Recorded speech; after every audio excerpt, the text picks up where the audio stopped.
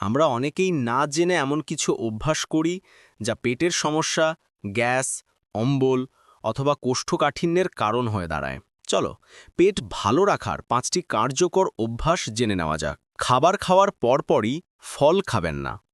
খাবার খাওয়ার পরপরই ফল খেলে হজমে সমস্যা হতে পারে। ফল সবসময় খান খাওয়ার কমপক্ষে 1 ঘন্টা পরে। ফাইবারযুক্ত খাবার অভ্যাস করুন। ফাইবারযুক্ত খাবার বেশি খেলে কোষ্ঠকাঠিন্য দূর হয়। সবজি, ফল, হোল গ্রেন এগুলো প্রতিদিনের খাবারে রাখুন। নিয়মিত জোয়ান জল পান করুন। নিয়মিত জোয়ান জল পান করলে গ্যাস অম্বল থেকে মুক্তি মেলে। বিশেষ করে ভারী খাবারের পরে এটা বেশ উপকারী।